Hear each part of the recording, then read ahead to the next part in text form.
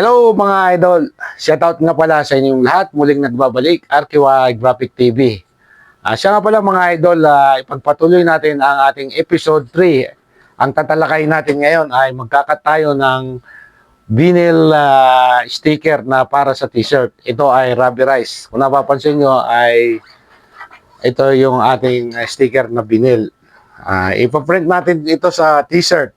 Kaya dito sa kinabit natin na Sign Master, hindi na natin kailangan gumamit ng iba pang software kung kinakailangan. Pag bago lang kayo, pwede nang yung naka-built-in na driver na Sign Master ay yun lang ay sapat na. Pero mas maganda siguro kung matuto kayo sa ibang application tulad ng CorelDRAW. Ipapakita ko rin sa inyo kung ano yung susunod nating episode.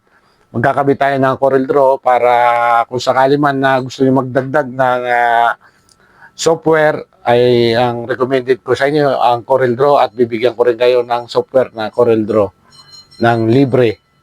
Kaya ito mga idol, umpisahan na natin. Dito sa tatalakay natin ngayon ay ito ay vinyl sticker na pang t-shirt. Ang talim nito ay kailangan na mag-adjust tayo na 356 to 360 pataas. Depende na yan sa mga materials na gagamitin nyo. Pero dito sa machine na to, ang binigay ko sa inyong tape ay hindi naglalayo kasi MK630. Pero ang pagkabit nito ay kailangan ito ay nakabaliktad, reverse, pati sa pagkakat. Ito ay reverse. Yan. At iloload natin ngayon.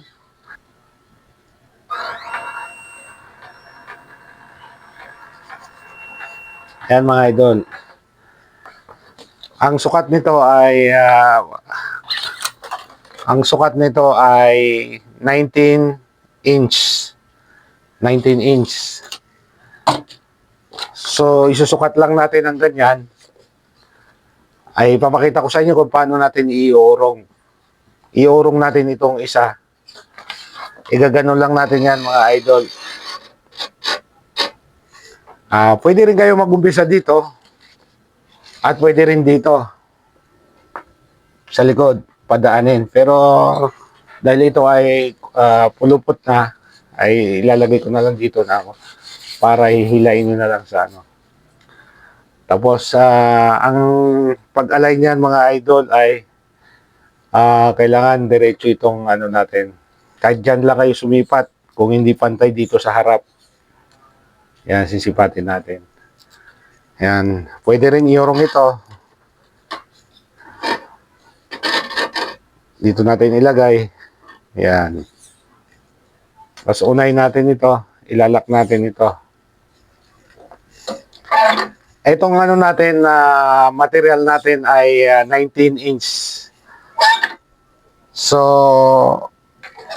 pagkasyahin lang natin, pwede rin kayong gumamit ng, halimbawa, ilalagay natin sa media natin ay 12 inch lang. Hanggang dito lang siya. Ito po ang starting point niya, ito.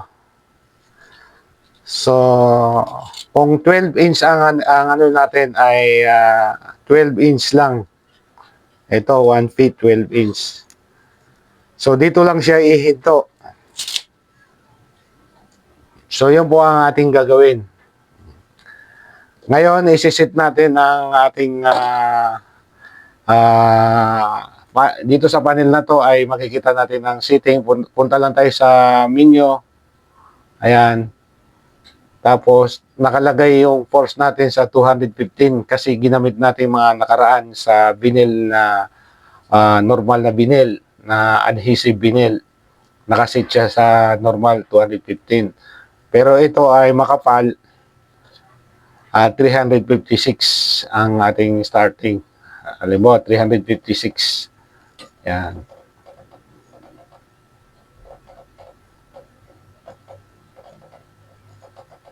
$356.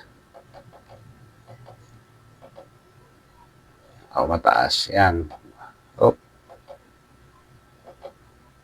Yan. Tapos origin, online. Yan. Pipindutin natin itong post, magkakat na to ng testing. Yan. Titignan natin yung kanyang testing.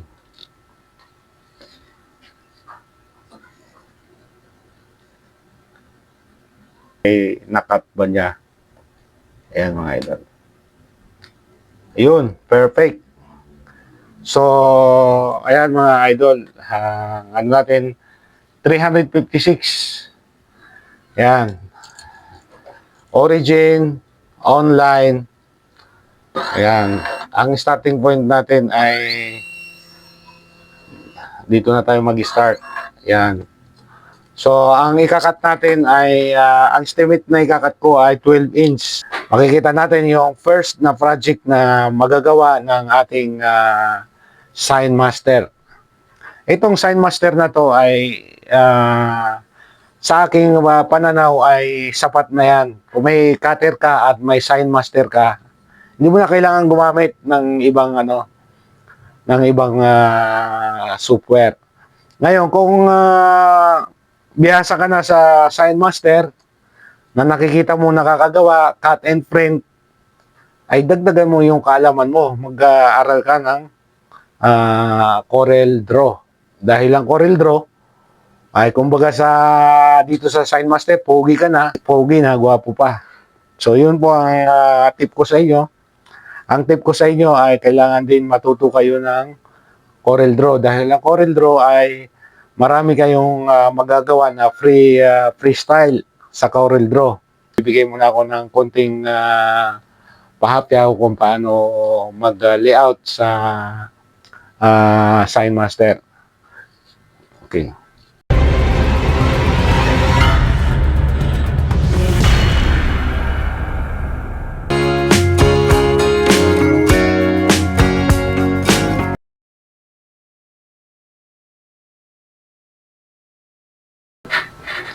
So, ayan mga idol, nandito na tayo sa Sign Master. So, ang mga nasabi ko sa nakaraan na importanteng reminder na tatandaan dito pag bago ka lang, beginners ka lang sa paggamit ng Sign Master, itong gagamayin lang natin na text mode.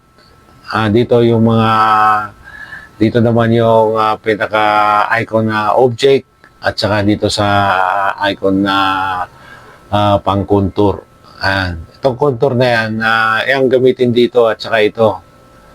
Ayan. Dito ka nang magkakat. Kaya ito laging tatandaan. Dito kayo magkukuha, dito kayo magbukas ng ikakat nyo. At dito naman yung magbi-vectorize sa inyo ng mga image. So, halimbawa, ito, magdi-design ako at hindi nyo kailangan ilagay din sa gitna. Kung mag-design kayo ng ikakat nyo, kahit dito na kayo maglagay sa tabi-tabi. Ayan. Sundan nyo na lang yan. Ayan. Halimbawa, mag-design ako ng Pilipinas. Ayan. Tapos, ang sukat na ginamit ko ay 11.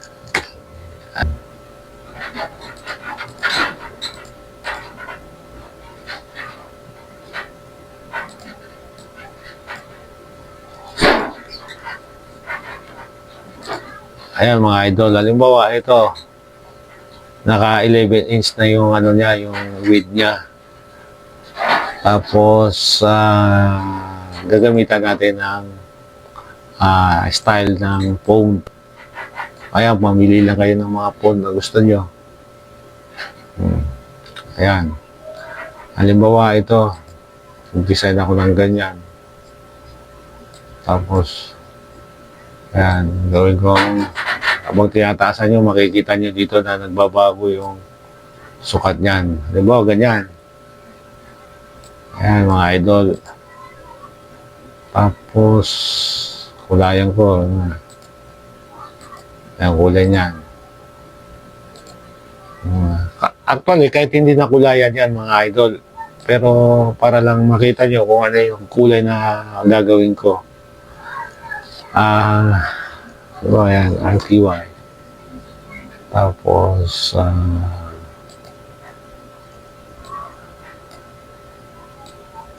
yan. Ayan mga idol. Tapos gagamitan natin ng aerial block. Ayan. Ayan. Mga idol. Tapos pwede kayong mag-import ng image sa labas o mag-download. Gagamitan lang ninyo ng import. Yan. Kasi pag hindi import ang inano nyo ay magbubukas lang siya pero hindi siya madadala dito sa ginagawa mo. So ayan mga idol. Puti yung logo na ginamit ko. So ipapakita ko naman sa inyo kung paano ginagamit ang tracing na paano nito tinatrace dito sa contour na yan. So ito, pipindutin lang natin yung create a contour. I-okay lang yun ng ganyan. Tapos, i-trace lang. Ayan. I-okay lang yun yung ganyan. Save. Ayan. Meron ka ng, meron na kayong logo. Ayan. Ayan, i-delete lang natin yun. So, ayan. Ayan mga idol. So, iwa-wireframe ko yan mga idol.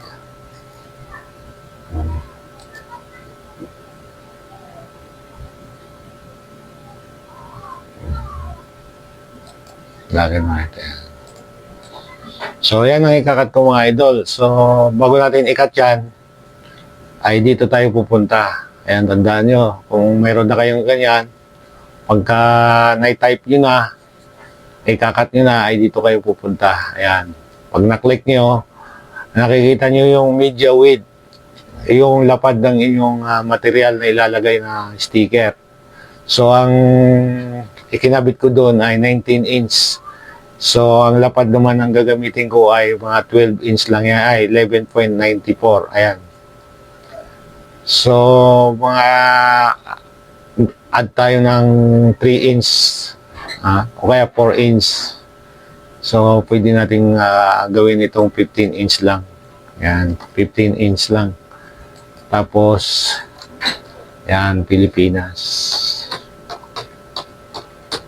Yan ang first project natin. At saka, ang huwag niyong kalimutan ay itong mirror na to. Ayan. Dito na tayo gagamit ng mirror. Ayan. Ayan o, napapansin nyo ay nag-mirror na siya.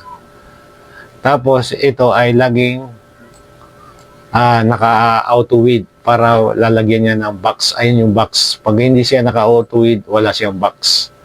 Napapansin nyo, ayan. Ayan mga ito. So, start na tayo mag-cut. Yan.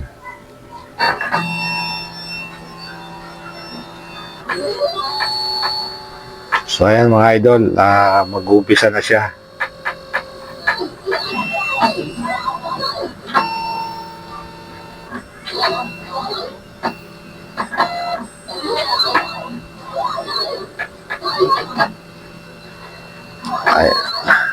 Ayan mga idol, ang kanyang setting, naka-speed na 200 lang, naka-force ng 356. Ayan. Pero sa ibang naman ay ibang materyales ay depende sa baon ng isisit nyo. Pag nag-testing kayo at na babaklas at kung hirap naman ay dagdag lang ng dagdag hanggang sa makuha nyo yung tamang sukat ng inyong machine.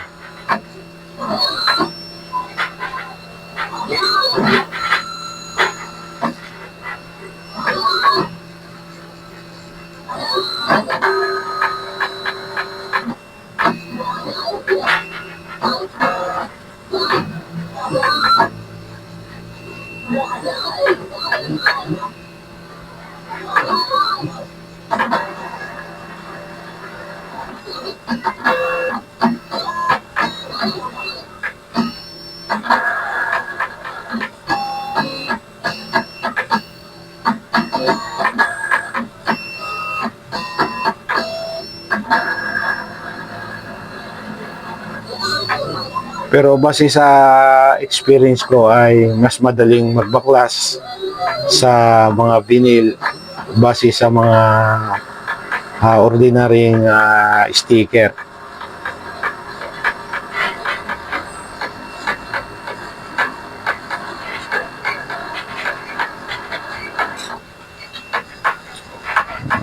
Ayan yung sinasabi ko na magpa-frame na siya para hanggang dyan lang yung putol na inyong babaklasin. Kung hindi natin i-check yung box ng kanyang section ay hindi magkakaroon ng ganyang tabas.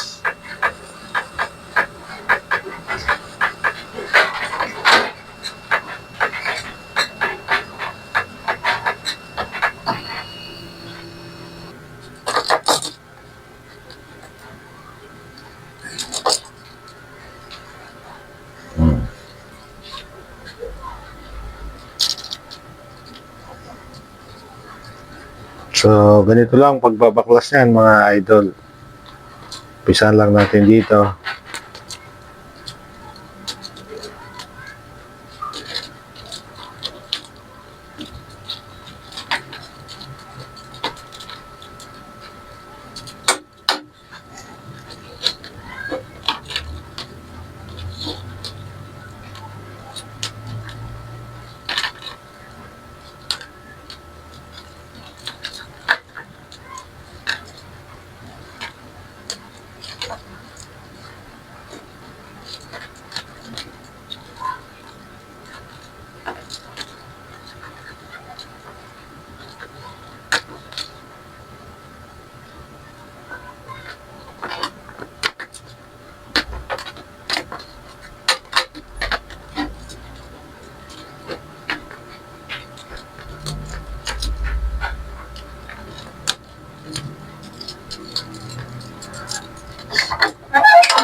So, bubuksan natin ang fence roller para makita natin.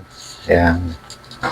Para pagka ang pagpuputol yan mga idol, pag nalabas nyo yan, kailangan nakalock yun para gamitin siyang roller. Ayan mga idol. Bali ito na ang pinaka-roller nyo. Ayan. Pagpuputol yan, ay may roller na kayo. Sundan nyo lang yung para diretso yung ating. Ayan mga idol. Ayan ang kanyang, yan ang ipoprint natin sa t-shirt.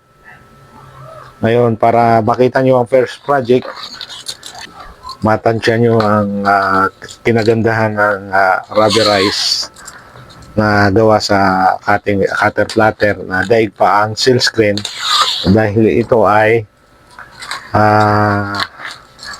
rubberized. Mas matibay ito sa DTF. Yan. Mas matibay yan sa DTF.